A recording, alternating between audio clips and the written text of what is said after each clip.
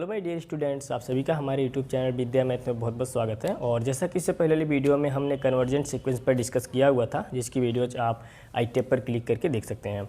और आज के इस वीडियो में हम कन्वर्जेंट सीक्वेंस से रिलेटेड जो एक इंपॉर्टेंट थ्योरम है उस पर डिस्कस करेंगे। और थ्योरम क्या है यहाँ पर आप देख सकते हैं, every convergent sequence is bounded. जो भी कन्वर्जेंट सीक्वेंस होती है वो बाउंडेड होती है। और and converge is not true, और इसका जो कन्वर्ज है वो ट्रू नहीं है। मीन्स कि अगर कोई बाउंडेड सीक्वेंस है तो वो कन्वर्जेंट सीक्वेंस नहीं कहलाएगी, राइट। लेकिन अगर कोई भी कन्वर्जेंट सीक्वेंस है तो वो बाउंडेड सीक्वेंस बिल्कुल कहलाएगी, राइट। तो ये एक थ्योरम है जिसे हमें प्रूव करना है। तो बाउंडेड सीक्वेंस का मतलब होता क्या है ये मैं ऑलरेडी आपको बता चुका हूँ, उसकी भी वीडियोज़ मैं आई टैब पर लगा दूंगा, आप क्लिक करके देख सकते हैं।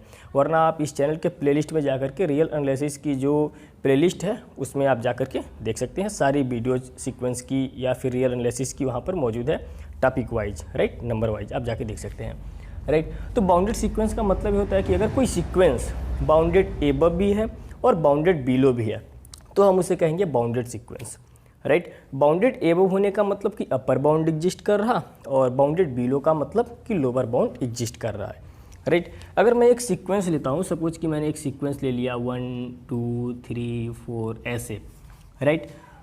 तो ये एक बाउंडेड सीक्वेंस है। क्यों? क्योंकि यहाँ पर ये अपर बाउंड हो गया, राइट, और ये 1 क्या हो गया, लोअर बाउंड हो गया। ओके, अपर बाउंड भी है यहाँ पर, लोअर बाउंड भी है, तो इसका मतलब ये जो सीक्वेंस है ये bounded sequence.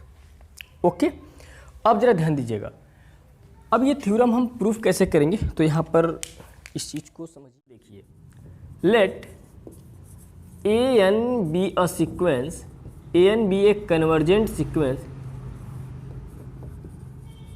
Convergent sequence, right, converging to L,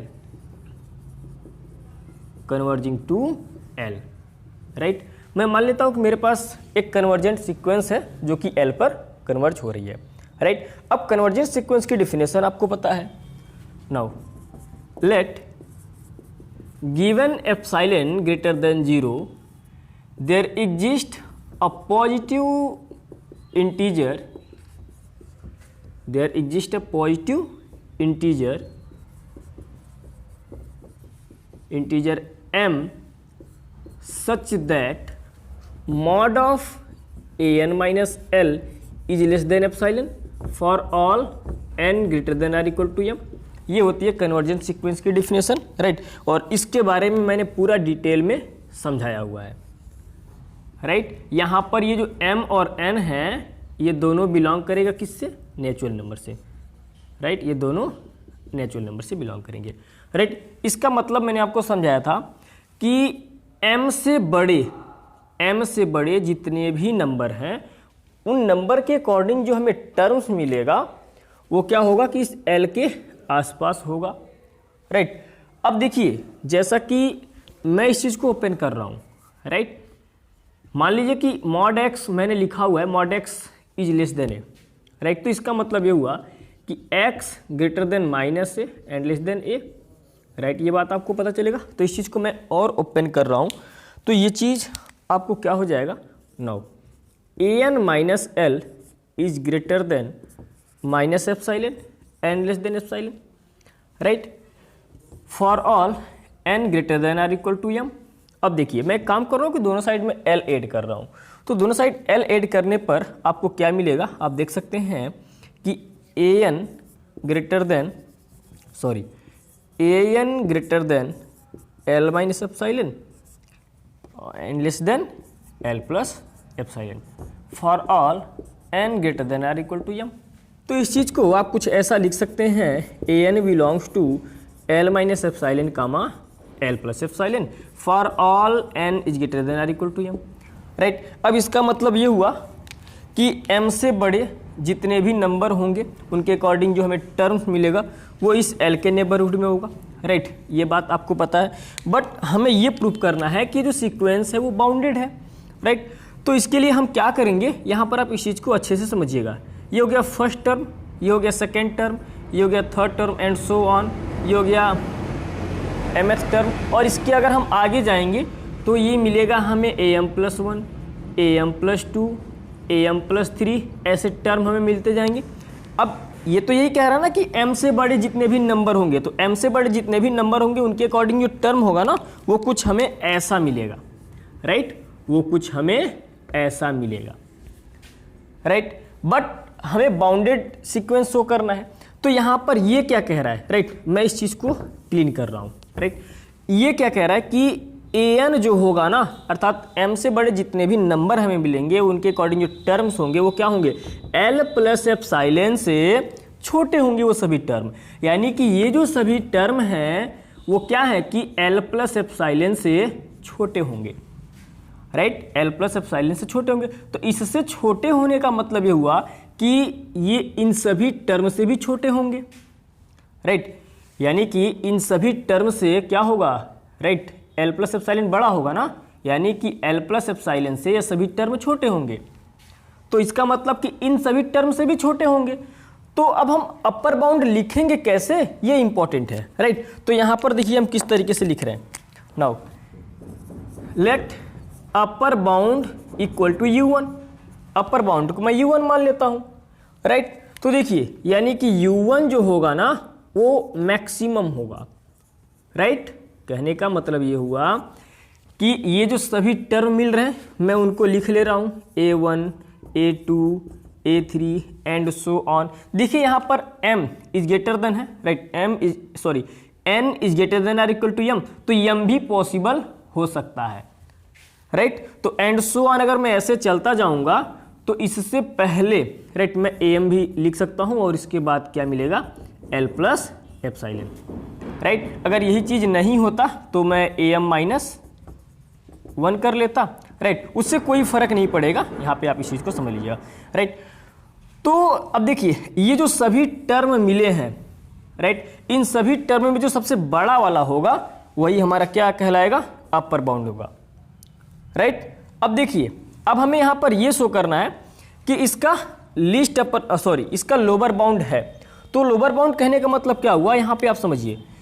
अब ये क्या कह रहा है कि ये जो सीक्वेंस है, राइट, वो क्या है कि l-ε से बड़ा है, राइट। यानी सीक्वेंस के अर्थात कहने का मतलब है कि m से बड़े जितने भी टर्म हमें मिल रहे हैं, ये m से बड़े जितने भी टर्म मिल रहे हैं वो सभी टर्म क्या हैं कि l-ε से बड़े हैं, राइट।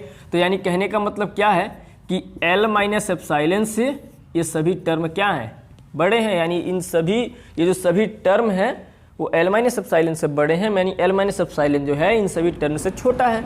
तो मिनिमम कैसे मिलेगा हमें, let lower bound equal to u2 में मान लेता हूँ, राइट। नीचे आपको दिखाई पड़ रहा है ना, थोड़ा सा ये लैंग्वेज आपको समझना है। सो लेट लोअर बाउंड हम u2 मान लेते हैं, तो u2 क्या होगा, मिनिमम होगा, right, a1 a2 and so on am-1 l-ε। यानी ये जो सभी टर्म हमें मिल रहे हैं इन सभी में जो सबसे छोटा होगा वही क्या कहलाएगा, इन सभी में जो सबसे छोटा टर्म मिलेगा वही क्या कहलाएगा, इस दिए गए सीक्वेंस का लोअर बाउंड, राइट।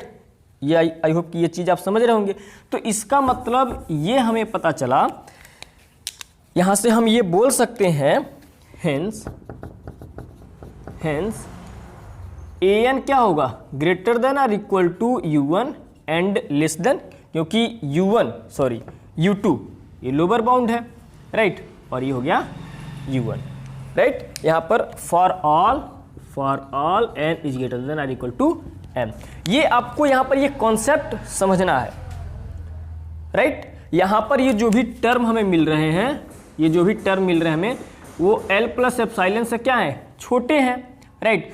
तो अब इसके बारे में तो हमें कोई आइडिया नहीं है ना, तो ये सभी टर्म और ये मैं एक साथ रख लिया और इनमें जो सबसे बड़ा होगा वही क्या कहलाएगा, इस सीक्वेंस का अपर बाउंड कहलाएगा, राइट। अच्छा, मिनिमम के लिए क्या होना चाहिए कि यहाँ पर l-ε से सभी टर्म बड़े होने चाहिए, राइट। यानी हमें एक ऐसा नंबर ढूंढना है उस नंबर से क्या हो, सीक्वेंस के सभी टर्म बड़े हों, राइट। एक ऐसा टर्म ढूंढना है जिससे क्या हो कि सीक्वेंस के सभी टर्म बड़े हो।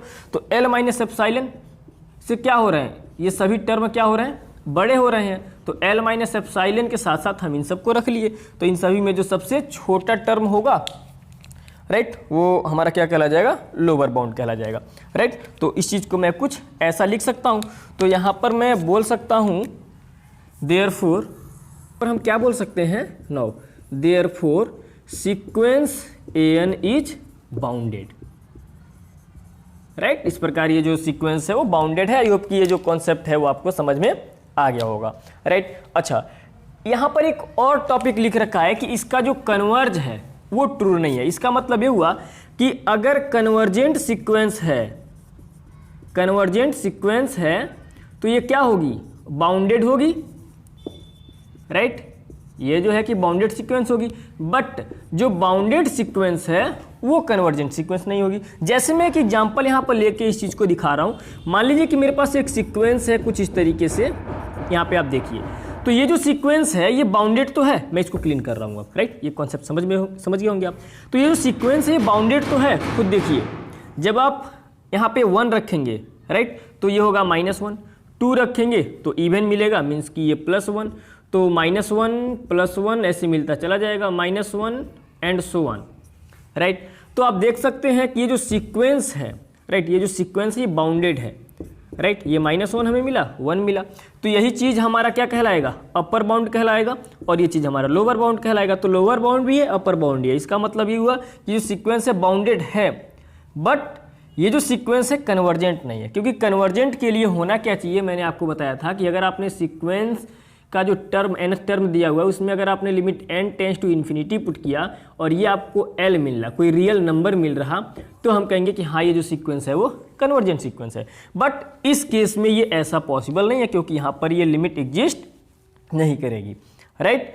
तो ये चीज़ जो है कि यहाँ पर ये बाउंडेड सीक्वेंस तो है बट कन्वर्जेंट सीक्वेंस नहीं है, राइट। अब कन्वर्जेंट सीक्वेंस के बारे में मैंने एक और बात कहा था कि अगर किसी सीक्वेंस की यूनिक लिमिट आ रही है तो वो जो सीक्वेंस है कन्वर्जेंट सीक्वेंस होती है, राइट। तो आई होप कि ये जो कॉन्सेप्ट था वो आपको अच्छे से क्लियर होगा। अब नेक्स्ट वीडियो में हम डिस्कस करेंगे नॉन कन्वर्जेंट सीक्वेंस पर।